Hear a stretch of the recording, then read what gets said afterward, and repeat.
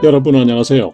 최신 세계 경제 뉴스를 발췌 소개하고 제 의견을 곁들이는 세계 경제는 지금 Current Issues of Global Economy 편집자 정견만입니다. 네, 2분기 첫 주말 세계 경제는 지금 시작하겠습니다. 오늘 토픽 3건과 단신 3건을 소개하겠습니다. 오늘의 토픽은 바이든 미국 대통령이 2조 달러 이상 규모의 인프라스트럭처 사회 간접 자본 투자 계획을 발표하였다는 CNBC 보도입니다. 두 번째 뉴스는 미국의 3월 중 고용이 91만 6천 명이나 증가하고 실업률이 6%로 하락하였다는 CNBC 보도입니다. 세 번째 뉴스는 세계 최대 반도체 위탁 생산업체인 대만의 TSMC가 총 1,000억 불을 투자해서 차세대 5나노 칩 생산 계획을 발표하였다는 CNN 뉴스입니다. 네, 오늘 단신 3건인데요. 첫 번째 단신은 코로나 바이러스 발병 및 백신 접종 현황입니다. 두 번째 단신은 영국의 버진 갤럭틱 우주항공사가 내년에 승객을 탑승시키고 저궤도 우주 비행을 하겠다는 계획을 발표하였다는 소식입니다. 세 번째 단신은 다음 주 미국 금융시장 주요 이슈 및 일정이 되겠습니다. 네, 오늘의 토픽 President Biden unveils his $2 trillion infrastructure plan. Here are the details. CNBC 뉴스 보시죠. 바이든 대통령이 2조 달러 이상 규모의 사회 간접 자본 인프라스트럭처 투자를 계획하고 경제 회복 방안을 발표해야 했다는 소식인데요. 향후 8년간 미국의 교통, 상하수도, 광통신망 등 사회 간접 자본 시설을 정비하고 제조업을 지원하겠다는 것입니다. 미국 경제가 세계에서 가장 강하고 그리고 탄력성이 있으며 가장 혁신적인 경제가 되도록 하겠다는 비전을 담고 있다고 합니다. 투자 재원의 조달 방안은 첫째, 법인세 인상입니다. 현재 21%를 28%로 상향 조정한다는 거죠. 2017년에 트럼프 대통령이 당시 35%이던 것을 21%로 인하하였었는데 그 절반을 이번에 인상한다는 것입니다. 두 번째는 다국적 기업의 해외 사업 소득에 대해서 과세를 강화하겠다는 것입니다. 해외 소득세가 최소 21%가 되도록 하겠다는 건데요. 즉 텍스 헤이븐 국가에서의 저율 세금과 그 차액을 징수한다는 것입니다. 이를 통해 미국 기업의 국내 한류, 리쇼어링도 추진하는 효과가 생기죠. 구체적 사업 내용을 보면은 첫째, 6,210억 불을 투자해서 교통 인프라를 개선한다는 건데요. 교량 1만 개, 도로 보수 2만 마일, 그리고 공공교통, 디젤차 5만 대 교체, 공항 및 항만 시설 보수, 전기차 개발, 2030년까지 충전소 50만 개소 설치 등입니다. 두 번째로 4천억 불을 투입해서 노인 및 장애인 보호시설을 개소한다는 것입니다. 세 번째로 3천억 불을 투입해서 상수도 개량, 기존의 납수도관을 전면 철거하고요. 광통신망을 확장하겠다는 것입니다. 그리고 전력망도 개선하고요. 네 번째로 3천억 불을 투입해서 낡은 빌딩 및 주택을 개량하고 학교 시설도 개량한다는 것입니다. 다섯 번째로 5,800억 불을 투입해서 제조업에 투자하고 그리고 R&D를 지원하고 직업 훈련을 강화한다는 것입니다. 바이든의 경제 정책을 보면은 벌써 1조 9천억 불의 코로나 바이러스 구제 등 긴급 대책을 3월 초에 시행했죠. 그리고 이번에 2차 이니셔티브로서 2조억 불 이상의 인프라스트럭처 투자 계획을 발표하고 있고요. 그리고 추가로 수주일 내에 추가 대책을 발표하는데 그 내용에는 교육 개선, 유급 휴가 확대, 의료보험 보장 확장 등이 포함된다고 합니다. 투자 재원을 조달하기 위해서는 국회의 의결이 필요한데요. 현재 상하 양원이 박빙이기 때문에 상당한 어려움이 있을 거라는 이야기입니다. 즉 하원에서는 민주당이 소폭 우세하지만 상원에서는 50대 50입니다. 다만 겸직 부통령의 캐스팅 보트로 민주가 우세한 것으로 되어 있죠. 특히 공화당은 전통적으로 증세를 반대해오는 입장입니다. 공화당 원내대표가 벌써 not likely to support the proposal이라고 공언하는군요. 따라서 만약 민주당의 일부 의원이 이탈할 경우에는 처리가 어렵죠. 그렇지만 민주당에게는 상원 찬성 만약에 60이 미달할 경우에는 budget conciliation 방식으로 과반수만으로 처리할 수 있는 방식이 있습니다. 지난 3월 초 1조 9천억 불 구제자금 지원도 이 방식으로 처리했었죠. 따라서 공화당 의원에 대한 설득이 필요한데 미국의 인프라 시설이 이미 노후했고 고용 창출이 필요하다는 점을 강조하겠죠. 바이든은 중산층의 반발을 우려해서 연 40만 불 이하 소득자에 대해서는 정세가 없다고 미리 공언하는군요. 부자에 대한 징벌적 모색이 아니고 국민 기회 균등에 관한 일이라고 표현하네요. 한편 이번 인프라스트럭처 투자 계획 발표 장소를 피츠버그를 선택한 이유가 재미있는데요. 피츠버그시는 과거 철강, 자동차, 탄광 등의 전통 산업에서 이제 보건 및 기술 산업으로 변화 중인 도시입니다. 그리고 노동조합이 강력한 곳이고요. 그리고 2019년 대통령 선거 때 바이든이 첫 유세지로 선정한 곳입니다.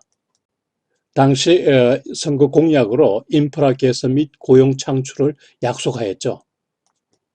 네, 두 번째 뉴스. Jobs report blows past expectations as payrolls boom by 916,000 in March. CNBC 뉴스 보시죠. 미국의 3월 중 고용이 91만 6천 명이나 증가했습니다. 실업률은 6%로 하락하고요. 다우존스 예상 67만 5천 명을 훨씬 상회하는 매우 좋은 것이죠. 작년 8월 이래 최대 폭 증가입니다. 빠른 경제 회복과 백신 접종 증가 그리고 봉쇄 완화에 요인이 있다고 하는 거죠. 산업별로는 그동안 가장 피해가 컸던 여가 및 접대 업종이 많이 개선되고요. 그리고 학교 개강에 따라서 교육업이 주도를 했습니다. 또 지난 1월, 2월 중에 고용 동향도 상향 조정되었습니다. 1월과 2월 합산해서 15만 6천 명이 추가로 증가한 것으로 나왔습니다. 취업 포기자와 파트타임 근로자를 포함하는 광의의 실업률도 많이 하락하였습니다. 3월 중에 10.7%를 기록하였는데요. 2월 중에 11.1%보다 0.4%포인트 하락하였습니다. 경제활동 인구도 34만 7천 명이나 증가했습니다. 이에 따라 경제활동 인구 비율, 레이버 포스 레이트도 61.5%가 되었는데요.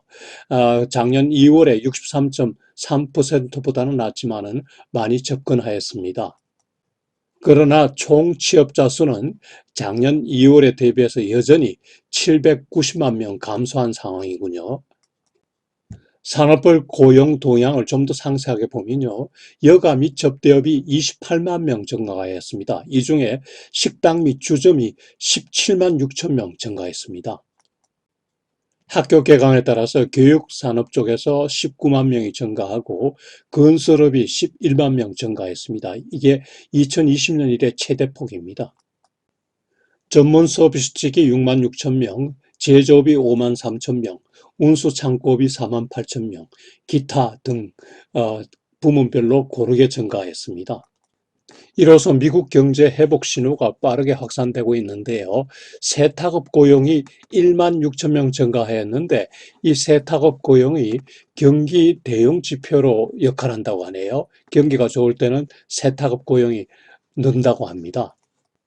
지방정부의 봉쇄 해제도 빠르게 증가하고 있고요. 그리고 ISM 제조업 지수가 지금 빠르게 급등하고 있습니다.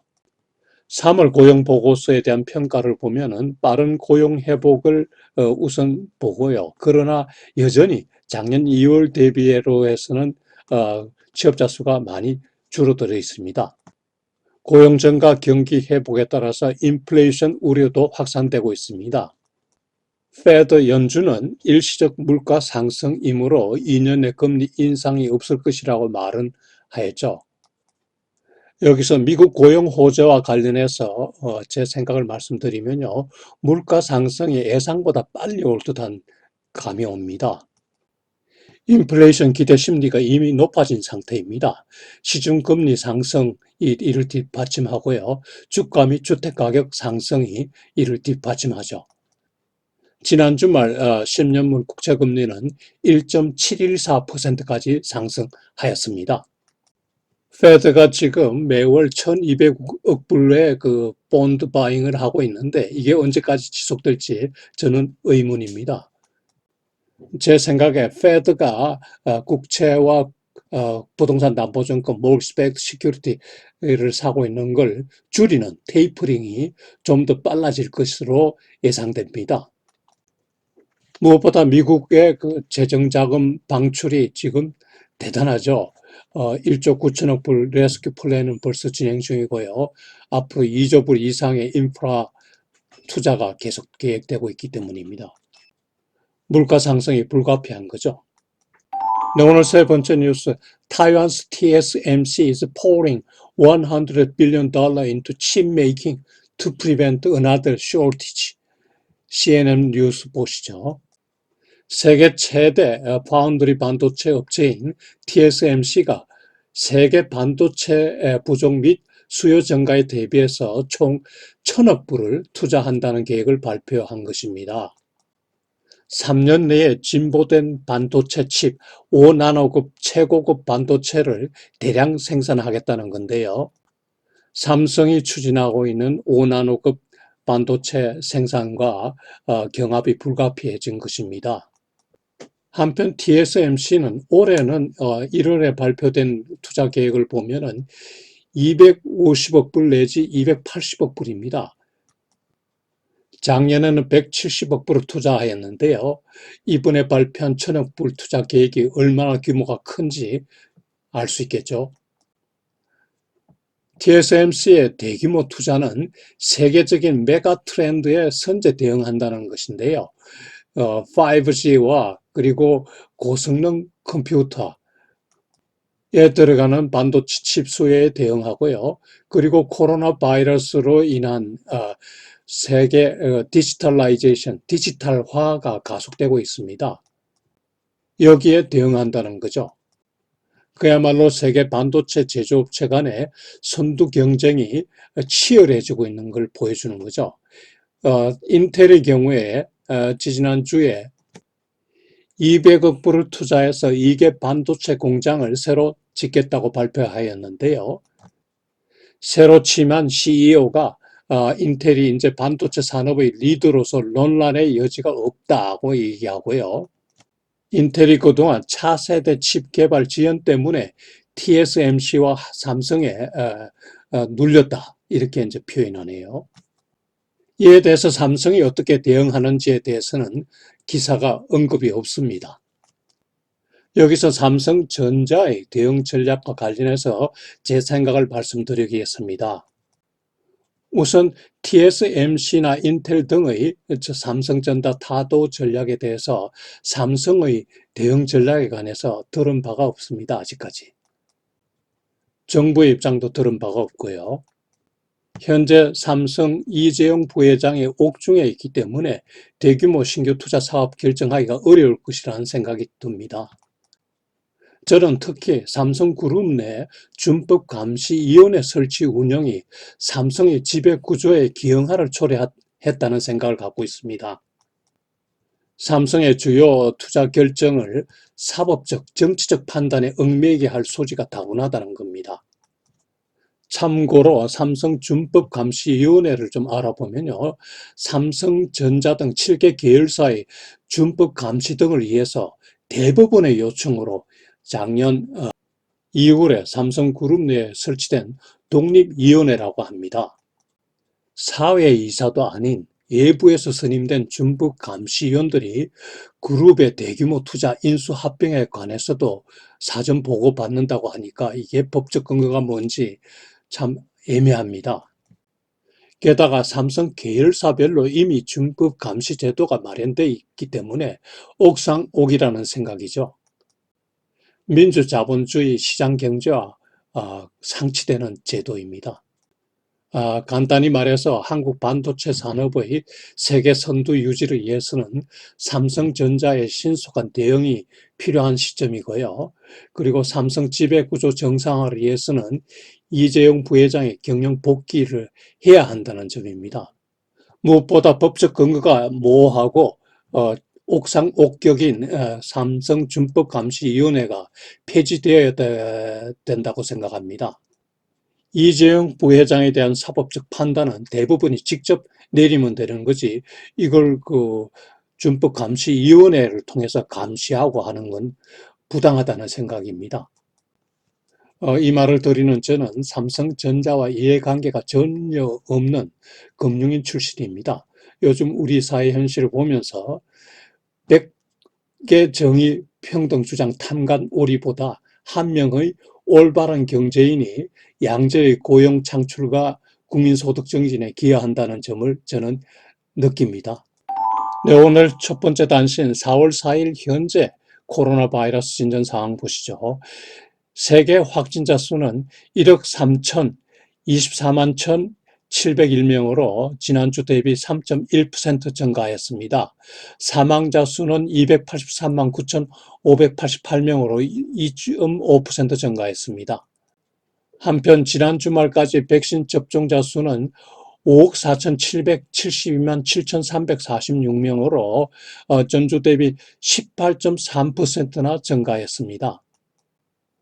이 5억 4,770만 명 중에 한국인이 많이 포함되지 않아서 섭섭하네요. 지난주에 국가별 순위가 좀 변동이 있었는데요. 프랑스가 지난주에 한 단계 오르더니 다시 또 한 단계 올라서 4위가 되었고요. 터키가 8위로 부상하고 폴란드가 그동안 12위 밖에 있다가 12위로 진입하고 아르헨티나가 빠졌습니다. 유럽 내 확산 증가가 두드러지는군요. 두 번째 단신은 영국 버진 그룹의 버진 갤럭틱 우주항공사가 내년에 승객을 탑승하고 지구 적외도 비행을 계획을 발표한 소식입니다. 실현되면 세계 최초 우주 여행이 되는 거죠. 여행객을 실어 나를 새 우주선 스페이스십 3도 어제 소개가 되었습니다. 이전에 스페이스십 2와 유사한 모양이지만 더 날렵해지고 반사 코팅을 입혔다고 하네요. 오른쪽 사진을 보면 반짝반짝하죠. 이번 여름에 시험 비행을 하고요. 그리고 앞으로 매년 400회 적외도 비행을 계획하고 있다고 합니다. 참고로 버진 갤럭틱 우주항공사를 소개하면요. 영국 버진 그룹의 리차드 브랜슨이 약 20년 전에 설립한 회사고요. 5년 전까지는 우주 항공 산업의 선두 그룹에 있었습니다. 앨런 머스크의 스페이스X나 제프 베조스의 블루 오리진에 맞먹었죠. 과거 수차례 시험 비행에 실패함에 따라서 우주 여행 사업이 지연되었고요. 이에 따라 앨런 머스크의 스페이스X에 많이 뒤처지게 되었죠. 몇 년 전부터 탑승객 사전 예약을 받았는데요. 현재 600명이 예약되어 있고 1인당 20만 내지 25만 달러를 냈다고 하네요. 뉴멕시코주는 스페이스십 우주 여행과 관련해서 우주 비행 공항을 이미 건설해 놓은 상태입니다. 대기 중이죠. 영국 버진 그룹이 작년에 코로나 바이러스 사태로 많은 피해를 입었는데요. 브랜슨의 사진을 보면은 많이 피곤해 보이죠. 네, 세 번째 단신, 다음 주 미국 금융시장 주요 이슈 및 일정을 보시죠. 지난 주말 부활절 흉으로 3월 중 고용 호전 뉴스가 시장에 아직 미반영된 상태입니다. 현재 주가 상승 추세에 어느 정도 추가 반영될지 관심입니다. 다음 주부터 1분기 기업 실적 전망 발표가 나올 텐데요. 그 외에는 특별한 이슈가 없습니다. 경제 지표로는 ISM 서비스 업종 지수가 나오고 생산자 물가 지수가 나옵니다. 그리고 연준 회의록이 수요일 날 발표되고요. 제롬 파월 의장이 IMF 패널에 참석할 예정입니다. 요일별 일정은 표를 참고하시기 바랍니다. 네, 여러분 오늘 또 제 세계경제는 지금을 애청해 주셔서 대단히 감사합니다. 다음 한 주도 즐겁고 보람차게 지내시기 바라면서 안녕히 계십시오.